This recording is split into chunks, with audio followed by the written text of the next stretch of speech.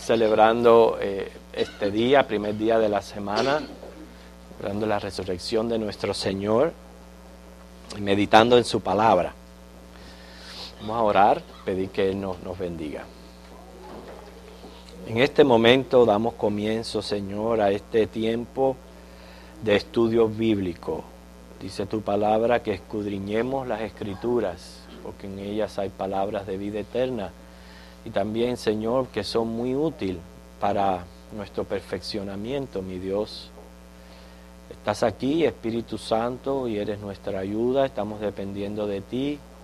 Tu promesa, Señor, de estar con nosotros, de guiarnos, de llevarnos a toda verdad, de enseñarnos tu palabra.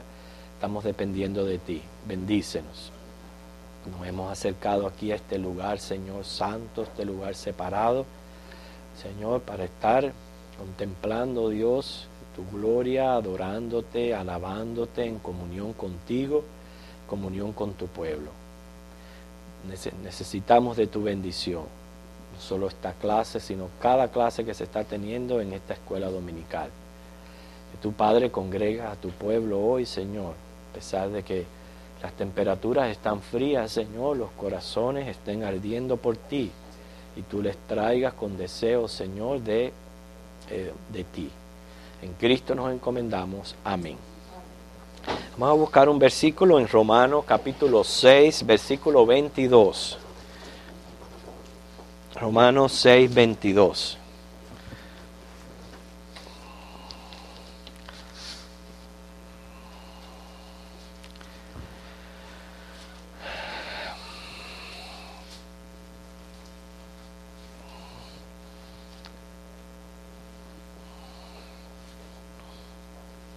Romanos 6, 22. Lo leemos todos. Dice: mas ahora que habéis sido libertados del pecado y hechos siervos de Dios, tenéis por vuestro fruto la santificación y como fin la vida eterna. Hemos escogido ese texto lema. ¿Qué nos dice ese versículo al leerlo? Comencemos esta clase diferente. Cada vez siempre soy yo el que empiezo hablando, pero quiero que empiecen ustedes. Léanlo de nuevo si ustedes quieren. Léanlo de nuevo y miren a ver qué el Señor les está diciendo, les está probando, confirmando a través de este versículo. A ver. Después de haber sido santificado, pues ya tenemos la vida eterna. Ya tenemos la vida eterna, ¿ok? Vamos a ver a alguna otra persona. A ver, Germán. Que recibimos el beneficio de ser hijos de Dios y la vida eterna. Muy bien. Ok. ¿Otro? A ver, Vicky. Cuando dice libertados del pecado, o sea, libertados de las llamas de se dice y hechos siervos de Dios, o sea, se pasa de ser siervos del enemigo a ser siervo de Dios, muy bien. Y de eso entonces cuando dice tenéis por fruto la santificación, es irnos perfeccionando para llegar a la vida eterna que Cristo. Muy bien. Fíjense los verbos que hay aquí en este versículo. Habéis sido, que notemos siempre y glorifiquemos a Dios por la obra que Él hace en nosotros. Primeramente, habéis sido libertados. No fue que nosotros nos pudimos libertar nosotros mismos, sino que fue Dios quien nos libertó, que a través del sacrificio de Jesucristo. Dice también, aparte de que habéis sido libertados, dice hechos siervos de Dios. Fuimos hechos, no nos hicimos nosotros. Él nos hizo siervos de Dios. Precisamente por haber sido libertados y haber sido hechos siervos de Dios, todo lo que es la obra que el Señor hace en nuestras vidas, hay un fruto. ¿Okay? Y el fruto aquí es la santificación. O sea, esa es la realidad de todo cristiano. Que todo cristiano que fue libertado y fue hecho hijo de Dios, siervo de Dios, va a dar fruto. Y el fruto es la santificación. ¿Cómo ustedes pueden ver ese fruto de la santificación? A ver, Loida. Bueno,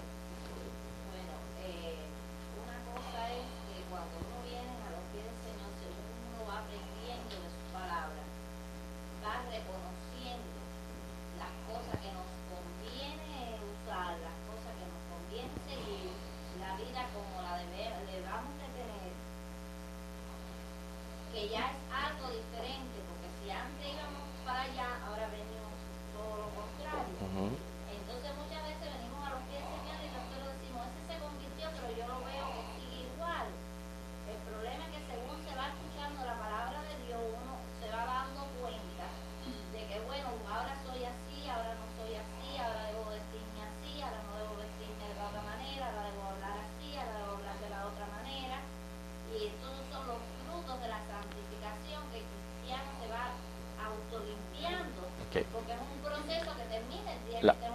La promesa del Señor es que el Espíritu Santo está en nosotros y está obrando en nosotros de manera tal que nosotros necesariamente, inevitablemente, vamos a dar frutos de creyente. Número 1, primer fruto es el del arrepentimiento, y luego frutos del Espíritu Santo, que nos habla Gálatas, ¿verdad?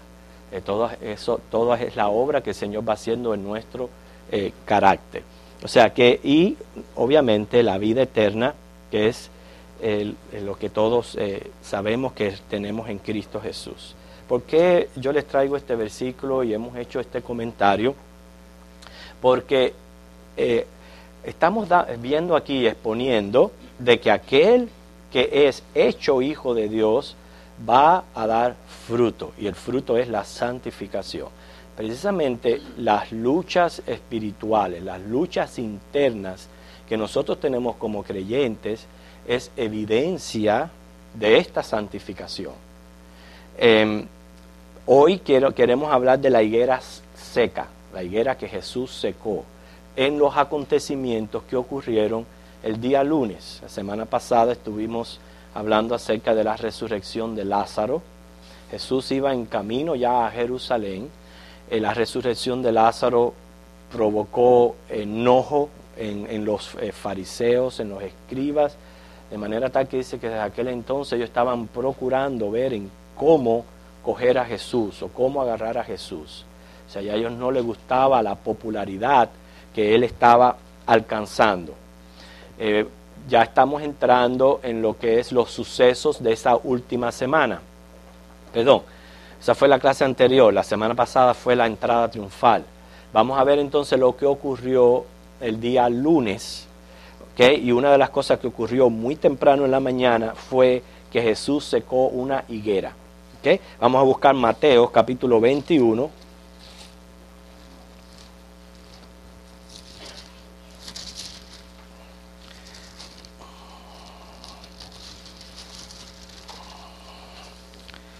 Mateo capítulo 21, versículos 12 al 22.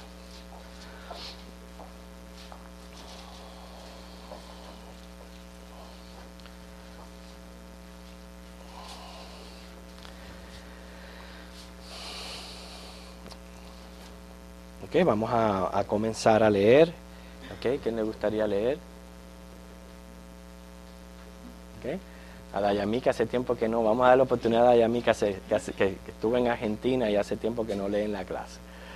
Dice, del 12 en adelante hasta que yo pare, dice. Purificación del templo. Y entró Jesús en el templo de Dios y echó fuera a todos los que vendían y compraban en el templo, y volcó las mesas de los cambistas y las sillas de los que vendían palomas. Y les dijo, escrito está, mi casa, casa de oración será llamada, mas vosotros la habéis hecho cueva de ladrones. Y vinieron a él en el templo ciegos y cojos, y los sanó. Pero los principales sacerdotes y los escribas, viendo las maravillas que hacía, y a los muchachos aclamando en el templo y diciendo, Hosana el hijo de David, se indignaron, y le dijeron, ¿oyes lo que estos dicen? Y Jesús le dijo, sí, ¿nunca leísteis? De la boca de los niños y de los que maman, perfeccionaste la alabanza. Y dejándolos, salió fuera de la ciudad, a Betania, y posó allí. Por la mañana, volviendo a la ciudad, tuvo hambre, y viendo una higuera cerca del camino, vino a ella, y no halló nada en ella, sino solamente, y le dijo, nunca jamás nazca de ti fruto, y luego secó la higuera. Viendo esto, los discípulos decían maravillados, ¿cómo es que se secó enseguida la higuera? Respondiendo Jesús le dijo, de cierto os digo, que si tuvierais fe y no dudareis, no solo haréis esto de la higuera, sino que si a este monte dijereis, quítate y échate en el mar, será hecho. Y todo lo que pidiereis en oración, creyendo, lo recibiréis. Okay. ¿Cuántos de los que estamos aquí hemos comido higos? No, hay bastante. ¿Cuántos no conocen el higo? No conocemos el higo. Ok, más o menos el higo se parece así.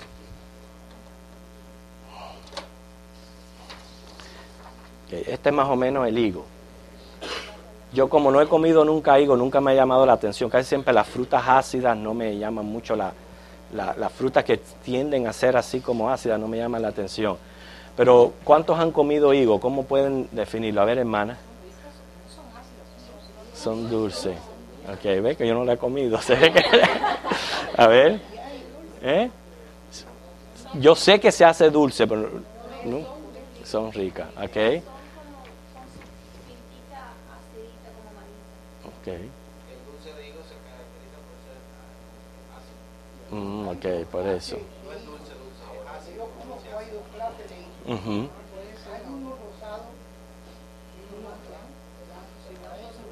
Blanco. Por fuera. Wow. Ujú.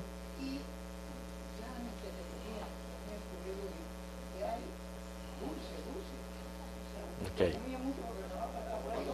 Sí. Bueno, pero más o menos, más o menos así como que parece el higo. Y la higuera, que es una mata bastante grande, que más o menos se parece así. Okay. O sea que es un árbol bastante grande. Inclusive dicen que se sembraban vides debajo de las higueras para que fueran protegidas del sol. Okay. Pero más o menos así es lo que es una mata de higos. Okay. Vamos a dar detalles acerca de esta planta, de este árbol, okay, porque se menciona muchas veces en las Escrituras, se menciona casi siempre junto a la vid. Por ejemplo, hay versículos como Deuteronomio 8:8, Salmo 105:33, Jeremías 5:17, Joel 1:12, que se menciona la higuera junto a la vid. Ya sabemos ya que era costumbre. ¿Cómo es? Sí, son citas más bien que no tienen esa importancia, sino más bien es para decirnos a nosotros que lo que les estoy diciendo, que aparece mucho en las Escrituras. Pero les repito, Deuteronomio 8:8, Salmo 105:33, Jeremías 5:17, Joel 1:12. Ya sabemos que se menciona junto la higuera con la vid por el hecho de que se sembraba para ser protegidas del sol. Por eso que la expresión debajo de su parra o debajo de la higuera es en la Biblia sinónimo de prosperidad, de paz y de seguridad. O sea, cuando dice debajo de la higuera, tiene ese sinónimo. Prosperidad, paz y seguridad. Encontramos ejemplos de esto en Primera de Reyes 4:25, Miqueas 4:4, Zacarías 3:10. Ya les dije que es un árbol bastante grande, puede tener de 6 a 9 metros de altura. Usted vio aquellos árboles, ¿verdad, hermano? Son bastante altos. ¿Ok? Sí, de 6 a 9 metros, casi de altura, o sea que son bastante altos. Las hojas de este árbol son anchas, ¿okay? Precisamente fueron las hojas que usaron Adán y Eva para cubrir su desnudez, ¿okay? Las hojas de la higuera, en Génesis 3:7. Bueno. Pero bueno, fue el que usaron Adán y Eva para cubrir su desnudez. Que ya hemos hablado del higo, que aunque particularmente a mí no me gusta, ustedes dicen que es muy sabroso, pero dice que se puede comer fresco o seco. Se encuentra en Primera de Samuel 25:18. Dice la Biblia que también se hacen tortas de higos. Así que en Primera de Crónicas 12:40, así que le damos una idea a las cocineras que están aquí presentes, especialmente las reposteras, para que a ver si hacen tortas de higo y nos traen para probarlas. Ajá. Sí. Fit. Uh-huh. Es fit. Hechas de higo. Ok, también se menciona el higo con propiedades curativas. Dice que servía para las llagas, Segunda de Reyes 27. ¿Okay? La higuera produce frutos durante 10 meses del año. En el invierno produce higos que no tienen mucho jugo, lo que quizás ustedes dijeron, higos secos, y caen fácilmente si el árbol es sacudido por el viento. Un ejemplo de eso en Apocalipsis 6:13. A mediados de junio ellos maduran y en agosto vuelve a presentarse otra cosecha. Al llegar el invierno se caen las hojas y vuelven a aparecer en marzo o abril, anunciando la llegada del verano. Los higos verdes aparecen antes o junto a las nuevas hojas. Todos estos detalles son prescindibles para entender el por qué Jesús llega allí, hace lo que hace, maldice esta higuera, y todo esto lo tenemos que tener en nuestra mente para eso. ¿Okay? Se dice que el cabrahigo es la higuera silvestre y que el sicómoro en el que subió Zaqueo era un tipo de higuera. Cuando es joven solo lleva frutos si está en el suelo fértil. Al envejecer, la higuera degenera rápidamente y si no se cuida, pues no produce mucho. Tenemos un ejemplo en Proverbios 27:18. En primavera, la higuera da sus frutos tempranos antes de cubrirse de hojas sobre las ramas crecidas del año anterior. Esto es lo que ya dijimos anteriormente, recibe el nombre de higos verdes. Quiere decir que si el árbol no tiene higos verdes, cuando aparece el follaje, indica que en esa temporada no va a haber higos en el árbol. ¿Okay? Entonces, precisamente el Señor refirió una parábola acerca de una higuera sin frutos. ¿Qué dice Lucas 13, de 6 al 9?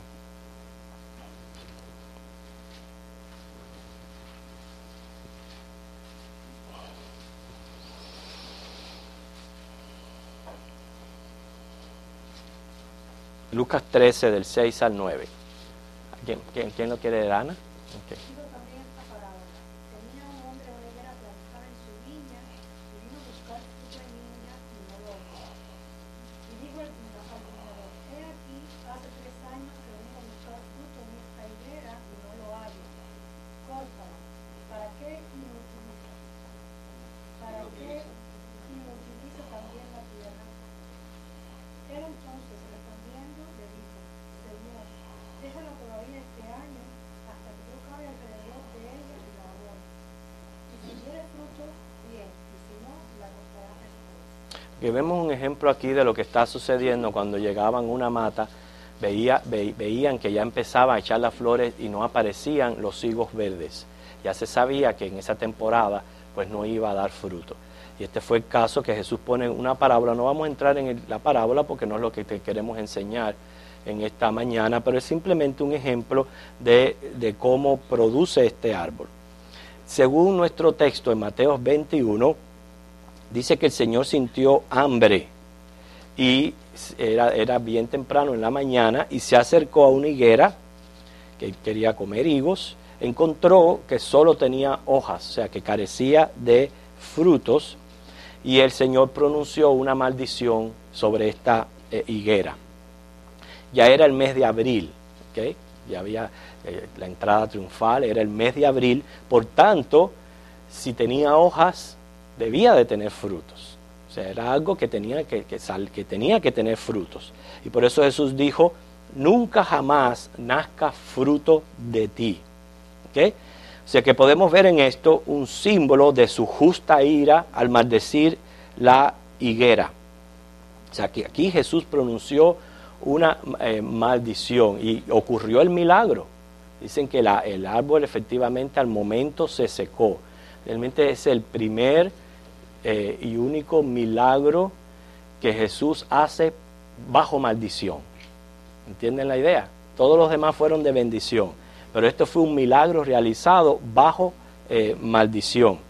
Y fíjense, Jesús estaba, porque todo esto ahora lo que encontramos en la clase es ver qué tiene que ver todo esto con el ministerio de Jesús, la vida de Jesús, por qué Jesús llega a este árbol, lo maldice. ¿Qué es lo que representa en todo esto? Nosotros sabemos que Jesús, al hacer su entrada triunfal en Jerusalén, y Él iba a dar su vida en la cruz, iba a comenzar un nuevo pacto. No vamos a entrar en todo lo que estaba comenzando, lo que estaba acabando, que era todo el Antiguo Testamento, y lo que estaba comenzando Jesús en su nuevo pacto de gracia. Pero esto es muy significativo con lo que está ocurriendo con esta higuera. ¿Sabía usted que el Antiguo Testamento termina con una maldición? En Malaquías 4:6. ¿Qué dice ese pasaje? Malaquías 4:6.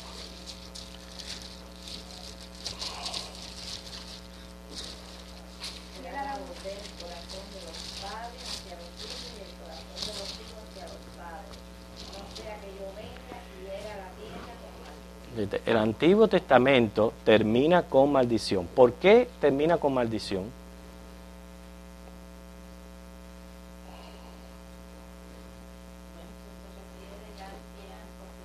No.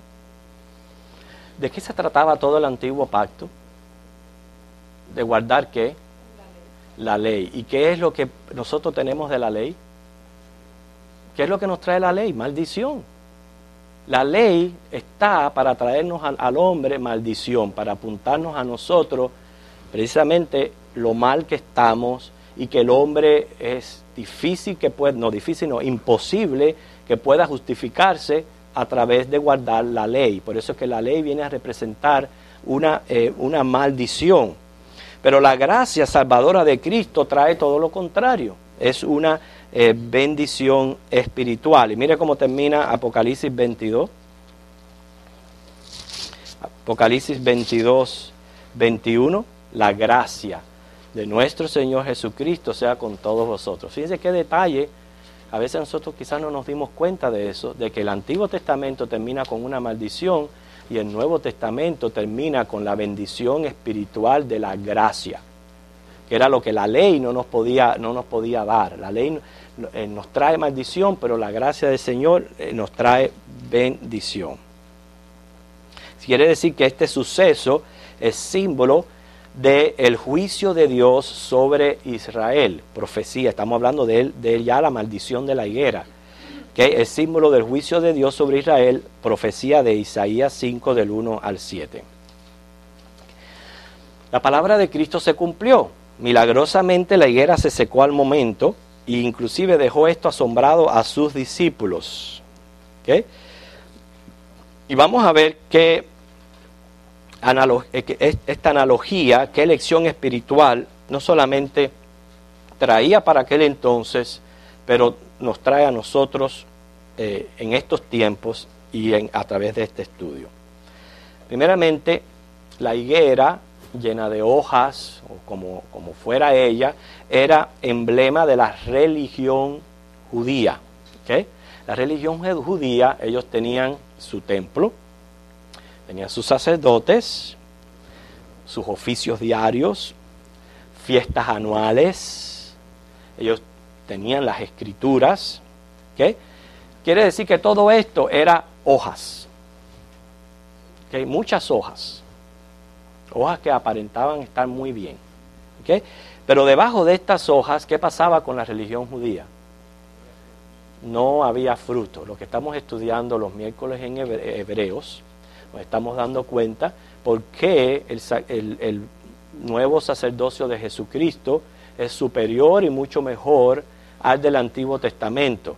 Porque claramente el Antiguo Testamento, aunque ellos cumplían con sus propósitos a través de la religión, que de paso fue establecida por Dios, no estamos diciendo que no, cumplían con sus propósitos, mas sin embargo había algo que no podían obtener, que era el cambio de corazón, que es lo que Dios buscaba, que no tanta religiosidad, pero un cambio del corazón en el religioso. ¿Okay? ¿Para qué servía el antiguo pacto? A ver, ¿para qué servía el antiguo pacto? De los que hemos venido quizás los miércoles hemos aprendido. A ver, Dayami. Los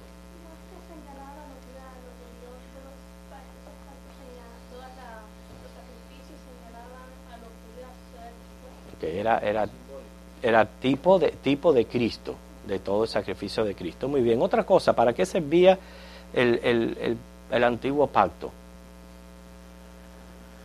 Piense. Que una de las cosas importantes que servía el antiguo pacto era para propiciar la ira de Dios. ¿Okay? Propiciar la ira de Dios. ¿Okay? Para eso prácticamente ellos inclusive se esmeraban en el desarrollo de sus prácticas religiosas, porque ellos así propiciaban la ira de Dios. ¿Okay? Pero no habían cambio en los corazones. No quiere decir en todo el mundo, porque hubieron personas, obviamente, por obra del Espíritu Santo, que bajo aquel antiguo pacto sí experimentaron cambios genuinos en sus vidas, en sus corazones. ¿Pueden poner algún ejemplo de alguno? El rey David. El rey David, fíjense cómo nosotros nos identificamos con los salmos, en la manera en que él procedió al arrepentimiento. No quites tu espíritu de mí. Cuántas cosas se veía que David estaba verdaderamente teniendo una relación con el Señor bajo aquel antiguo pacto, pero generalizando era algo prácticamente, podríamos decir, sin un sentido genuino. Lo tengo que hacer porque así es, así está establecido. De esa manera Dios bendice nuestras cosechas, de esa manera Dios nos ayuda contra los enemigos. Fíjense cuántas ideas quizás habían en la mente, que lo que era propiciar la ira de Dios, menos que voy a buscar el perdón de Dios y la limpieza de pecado, porque mi Dios es un Dios santo y quiero agradar a Dios. En vez de ser teocéntrico, más bien era una relación egocéntrica. ¿Ve? ¿Qué yo puedo qué se me puede prevenir o qué se me puede dar a través de esta religión? Quiere decir, era una religión llena de hojas. Si vamos a ver en un sistema religioso, es un sistema religioso bien complicado, bien difícil de llevar, ¿okay? Pero estaba solamente lleno de hojas, no tenía frutos, ¿okay? Sin embargo, bajo el nuevo pacto que Jesús, ¿okay?, trajo, el pacto de la gracia, nosotros los creyentes sí damos frutos.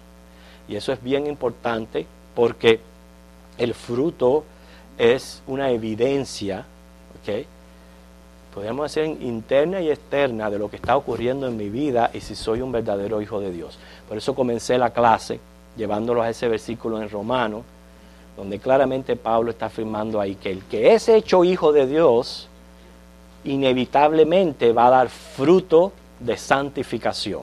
¿Okay? Según Mateo 3:8, fruto de arrepentimiento. ¿Okay? Y eso es una de las cosas que nosotros tenemos que tener en nuestra mente a la hora de ver el fruto del arrepentimiento. Número 1, ¿okay?, nosotros estamos muertos en nuestros delitos y pecados. Nacemos de nuevo. Somos regenerados.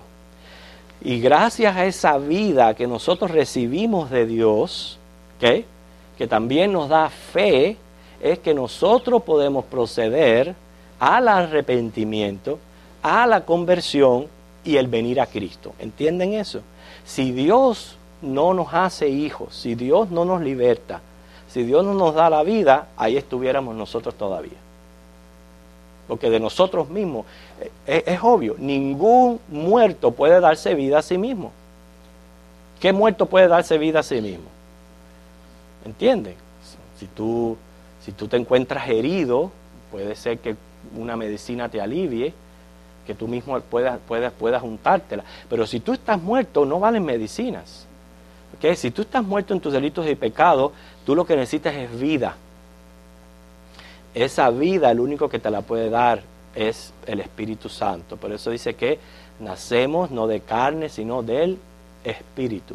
Somos regenerados y en ese nuevo cambio es que el hombre procede a venir a Cristo, a arrepentirse y a convertirse. Por eso que ustedes ven que es un fruto inevitable de la conversión, el arrepentimiento.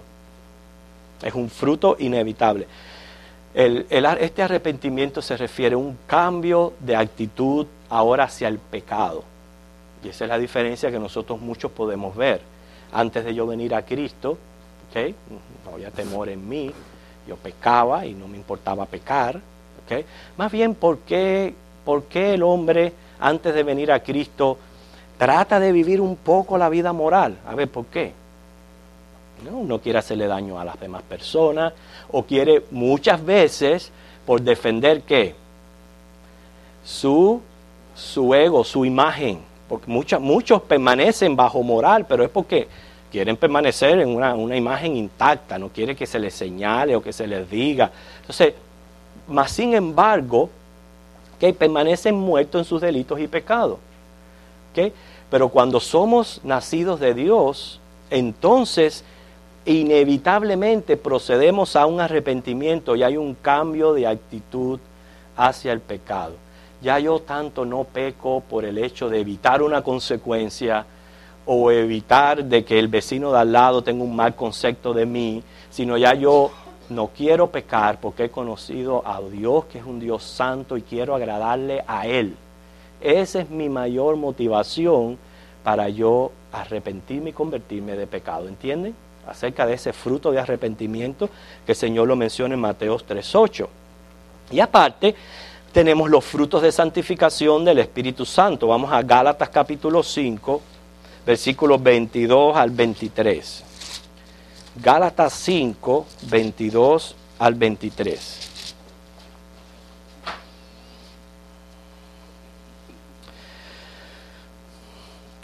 Este es el fruto del Espíritu Santo en nuestras vidas. Que no fue que el Espíritu de Dios nos hizo nacer y ya nos dijo, bueno, ahora ¿sabe qué? Arréglensela como ustedes puedan. Traten ustedes de ver cómo pueden vencer el pecado, de ver cómo ustedes mismos pueden luchar contra todo esto. No fue eso. Se nos dejó el Espíritu Santo para ayuda nuestra, porque el Señor sabe que sin el Espíritu Santo ninguno de nosotros pudiéramos llegar a estos frutos. Ninguno. ¿Por qué? Por lo que la caída ha hecho en nuestras vidas. Díganme. Sí. En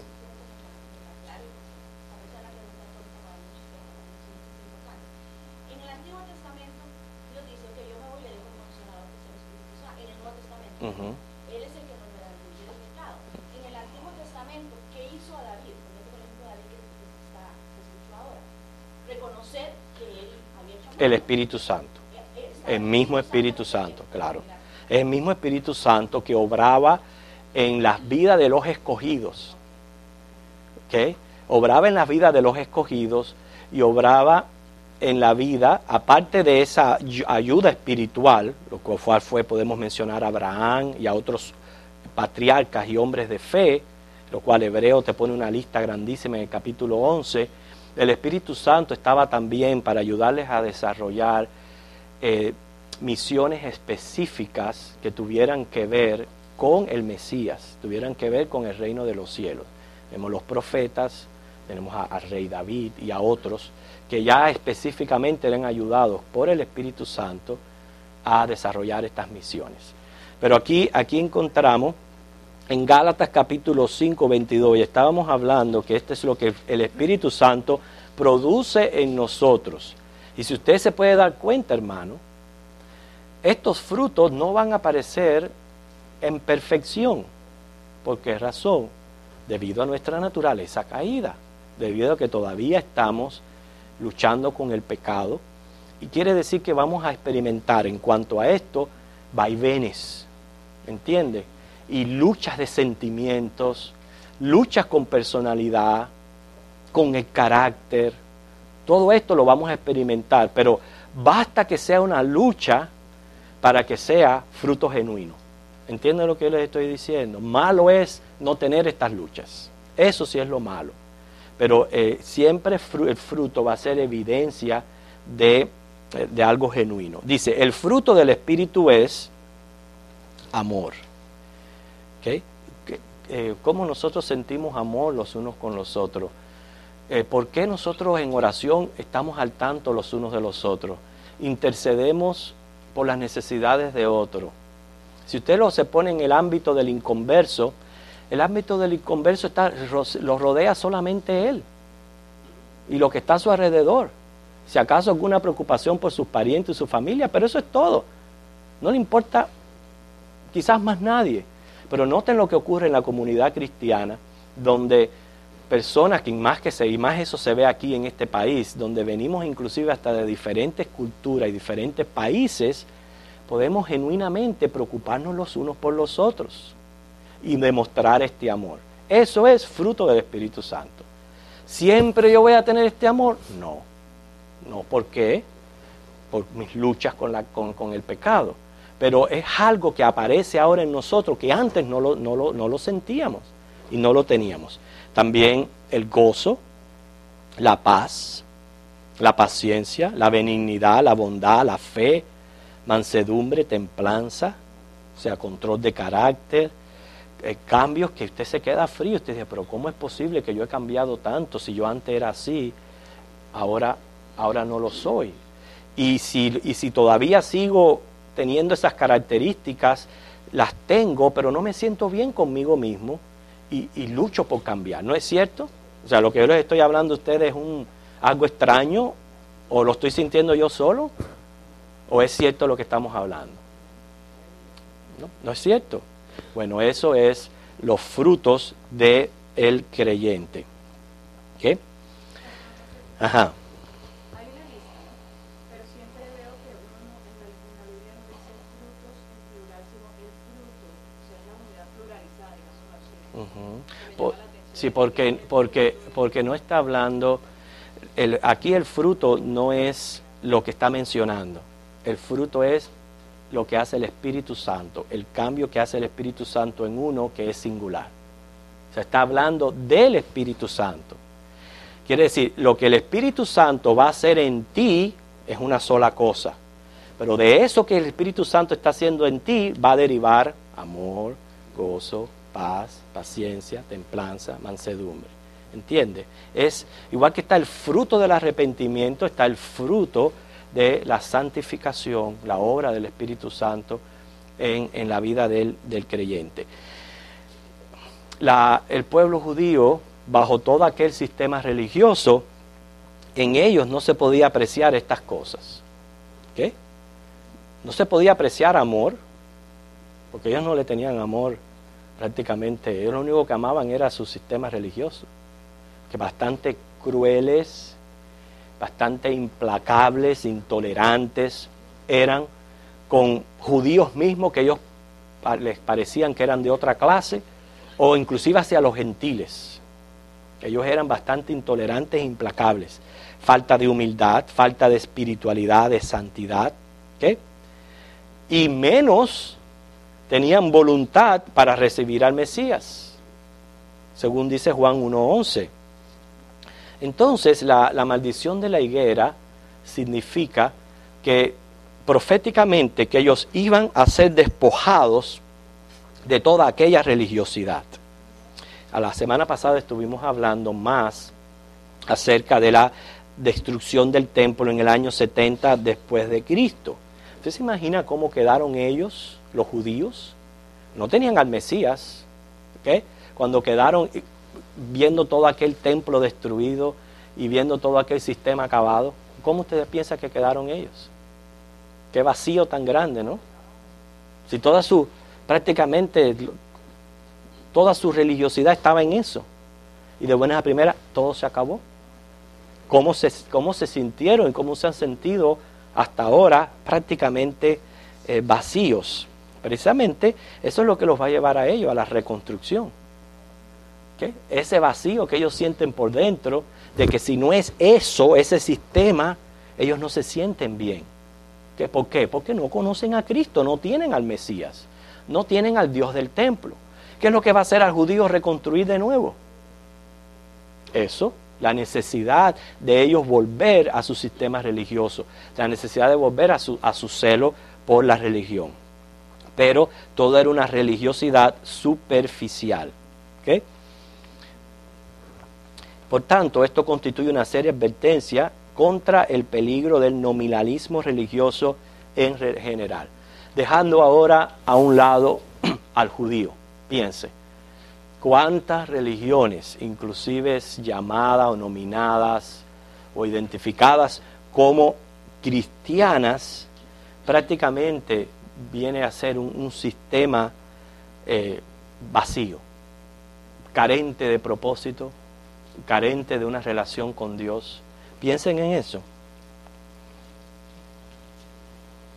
Se asombra de que Jesús en Mateo 7, 13 al 23 diga que muchos me dirán, Señor, Señor, no entrarán en el reino de los cielos, muchos echarán fuera demonios, muchos harán milagros y otras cosas en el nombre de Cristo sin una relación con Cristo, sin una identificación con el Señor. Por eso es lo que eso nos llama ahora, hoy día, a tener mucho cuidado, porque hay gente que se aferra a su religión. No porque yo no voy a cambiar mi religión, no porque esta fue lo que a mí me enseñaron mis padres, no porque esto es lo que yo he venido creyendo por mucho tiempo.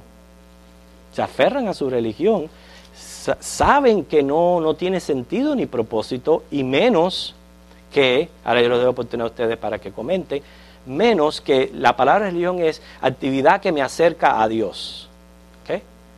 ¿Me estoy verdaderamente yo acercándome a Dios cuando la mayoría de estas religiones lo primero que hacen es ignorar las Escrituras?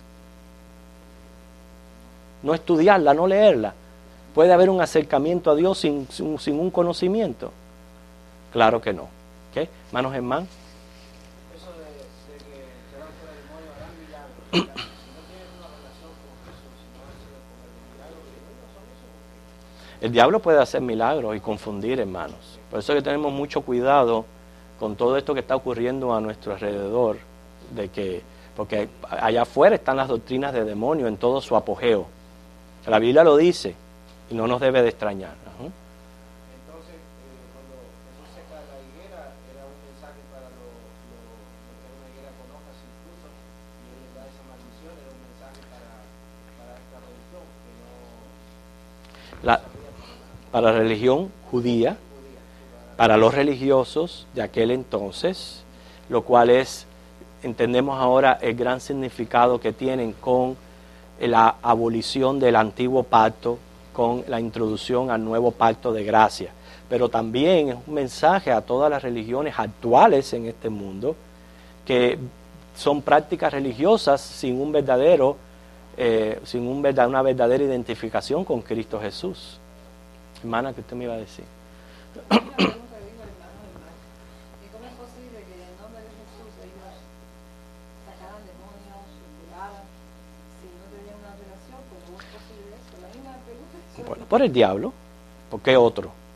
Precisamente, ¿En el nombre de Jesús? sí, ¿El diablo sabe? claro. La misma Biblia habla que todo esto es doctrina de demonios. ¿Dónde se van a meter los demonios? Si no es tratar de parar el cristianismo y de influenciar el cristianismo. Son doctrinas de demonios para confundir. ¿Ok?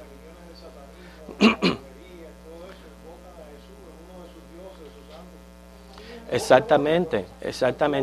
Y déjame decirte,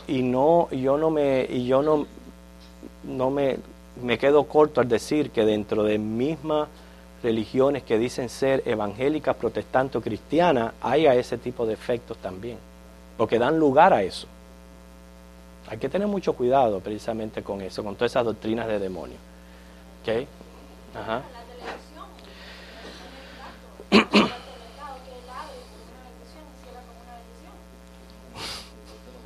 Yo menos mal que ni abro ni cierro. Yo no prendo la televisión para escuchar a ese maldito. ¿Qué? Eloida. Pues, cortico, porque no me robas la clase y no. No, yo te corto rápido, sabes muy bien.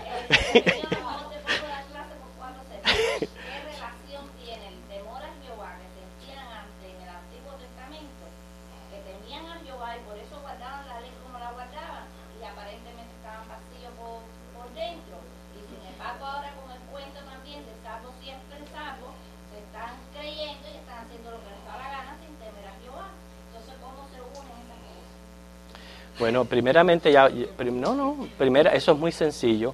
Primeramente, el temor de Jehová que había en el Antiguo Testamento, ya hablamos que prácticamente todo aquello era para propiciar la ira de Dios, para calmar la ira de Dios, para no recibir sobre ellos maldición. Y es por eso que ellos tenían que llevar a cabo todo aquel sistema, especialmente el expiatorio que hacían una vez al año. ¿Okay? Yo no considero a ninguna persona, no considero ninguna persona que tiene seguridad de salvación que no tenga temor de Dios. ¿Okay? A ver, Vicky.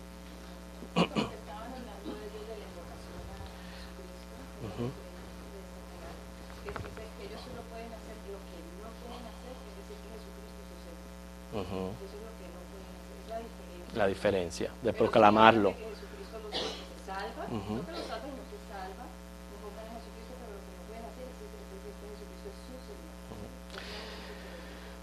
Inclusive, hermano, al final de los tiempos, si usted lee capítulo 17 y 18 de Revelación, de Apocalipsis, está profetizada el fin de todo sistema religioso vano, ¿okay? Incluyendo lo que nosotros conocemos la Iglesia Católica, ¿okay? Quiere decir que llegará el momento que esa higuera también va a ser maldecida. Hoy día nosotros quizás la vemos florecer mucho, llena de hojas, muchas actividades religiosas, pero va a llegar el momento que se va a secar. Y el momento de secarla lo dice Apocalipsis 17, 18. Y por eso le dice a los hijos de Dios, salgan de ella para que no reciban sobre ustedes las plagas que vienen sobre estos sistemas religiosos. El caso es, hermano, aunque Jesús maldijo la higuera, que en el momento se secó, Él también habla en Mateo 24, 32 y 33, que la higuera va a volver a florecer. Ya se está refiriendo al pueblo judío al final de los tiempos, cuando a través de tribulación y a través de Dios también obrando en sus vidas, ellos reconocerán por fin a Cristo como su Mesías. Y de ese florecimiento de esa higuera habla Apocalipsis 12 del 1 al 6. Muy bien. El Señor, hermanos, espera de nosotros que junto a las hojas, y cada vez que ya hablamos hojas, ¿a qué nos referimos? A ver. Sistema. Ok. Está bien. Pero vamos a nosotros vamos a por un momento a no pensar en sistema, sino dentro del contexto de nosotros, ¿okay? Hojas puede representar actividades religiosas. ¿Okay? Actividades religiosas. Precisamente por eso está la apostasía, porque hay muchas personas que van a estar participando de actividades religiosas sin un encuentro con Cristo. Y de eso no nos debemos de asombrar. El trigo y la cizaña van a crecer juntos. ¿Okay? El trigo y la cizaña van a crecer juntos. Quiere decir que aún dentro del cristianismo se van a encontrar personas con mucha actividad religiosa, pero sin fruto. ¿Okay? Y hablamos ya de dos frutos importantes que tienen que aparecer en nosotros. Número uno, fruto de arrepentimiento. Y esto es tan importante que quiero ver si ustedes aprendieron lo que dijimos acerca de este fruto.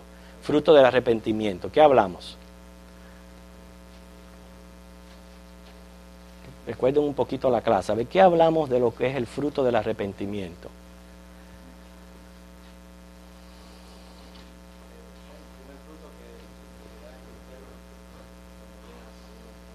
Pero ¿qué es? ¿Qué es el fruto?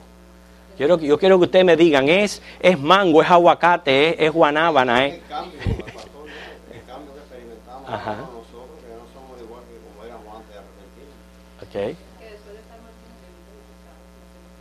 Ok, muy bien, Anita. Es primeramente aceptar que no estamos ya haciendo las actividades que estamos haciendo para aplacar la ira de Dios, sino que en realidad reconocemos que comparado a Él no somos nada, y entonces lo hacemos de corazón, porque estamos arrepentidos de lo que estamos, de la vida que hemos llevado hasta ahora, por el pecado de nosotros, y queremos en realidad agradecer a Dios, queremos practicamos esta manera de corazón. Muy bien, a ver, hermano. Es la lucha que tenemos constantemente nosotros con los cambios, eso, de saber, reconocer que estamos mal y que estamos luchando por eso. A ver, Randy.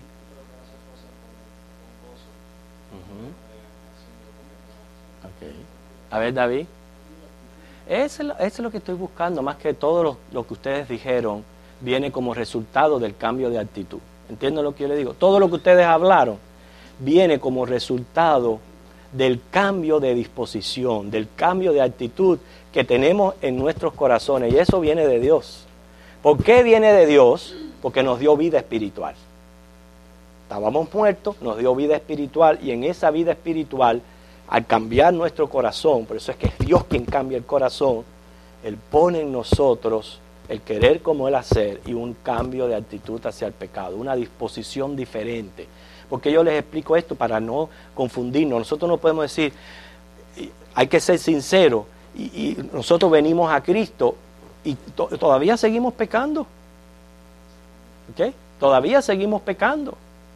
¿Okay? Pero lo que sí ha cambiado es un cambio de actitud hacia el pecado. Ese cambio de actitud es lo que me hace a mí, como dice Randy, tener el gozo, tener esa lucha, como mencionó el hermano, y esa disposición de más agradar a Dios más que todas las cosas. Y también va a venir el fruto del Espíritu Santo, que es la santificación del Espíritu de Dios. ¿Okay? Quiere decir, hermano, tenemos que tener cuidado con las ortodoxias impecables, pero carentes de amor hacia Cristo y hacia sus hermanos. Eso también hace influencia en nuestra vida cristiana. Hay tantas personas que ustedes lo ven, que tratan de vivir una ortodoxia, impecable. Y se creen que ellos son los mejores y son intolerantes para cualquier cosa que esté ocurriendo con los demás, siempre apuntando a los demás. Ese es más bien es una influencia farisaica que a veces visita a muchos hermanos que no se dan cuenta que lo que están llenos es de vanidad y que nada de eso cuenta si somos carentes de amor hacia Cristo y hacia sus hermanos. Ok, termino con esto. Vamos a ver la higuera y el cristiano, una comparación entre la higuera y el cristiano. ¿Okay? Primero aparecen los higos verdes sobre las ramas crecidas. Esto significa el arrepentimiento, la nueva conversión y la necesidad de que, noten para que tú veas, hermano, cómo el Señor usa precisamente este árbol y lo que ocurre biológicamente en la forma en que se reproduce y todo esto, para que nosotros nos demos cuenta que efectivamente tiene mucho simbolismo con la vida cristiana. Lo que aparece son higos verdes. ¿Qué necesitan los higos verdes? Madurarse. Y eso es lo que necesitan los nuevos convertidos. Los nuevos convertidos son como higos verdes, necesitan el proceso de llegar a la madurez. Que por eso es que la palabra del Señor dice que hay que tener tolerancia entre los cristianos maduros y aquellos que están débiles en la fe. Dice niños espiritualmente y personas que ya pueden comer alimentos sólidos. Salen las hojas. ¿Okay? Salen las hojas. ¿Qué tiene que ver esto? Al salir las hojas en la vida del creyente, comienzan las actividades religiosas. ¿Cuáles son las actividades religiosas? El desarrollo de los dones. Ya el desarrollo de los dones espirituales lo vamos desarrollando para el beneficio de la iglesia, etc. Luego los higos maduran y es cuando son dulces. Noten que cuando los higos son verdes, ¿son qué? Agrios. ¿Qué significa agrio? Más bien, quizás todavía tienen problemas de personalidad, sus caracteres están todavía madurando. Quiere decir que no se puede esperar lo mismo. Pero cuando ya la persona lleva un proceso y un tiempo del Espíritu Santo obrando en ellos, vienen a ser higos maduros y son dulces. Quiere decir, esto indica, es el proceso santificador llevándonos cada vez a la madurez. ¿Okay? Lo único que yo les quiero decir es que no se pudran. Pero como vimos, hermano, vamos a terminar. La semana que viene vamos a hablar acerca de la purificación del templo. Pero quise tratar el tema de la higuera, resumiendo, porque a veces nosotros leemos, mira, Jesús tuvo hambre, pasó por una higuera, le echó una maldición, la hoguera se secó, y realmente no no vemos cuánta profundidad hay en todo lo que hizo Jesús, que lo hizo con un propósito. Y siempre repito, con un alto nivel de un simbolismo tremendo y representativo en cuanto a lo que está ocurriendo en la vida de los creyentes. Hermano, la última palabra. ¿Por qué? Porque son higos todavía. No vamos a hacer como el mango, ¿verdad? Porque nos ponemos en pie y nos despedimos.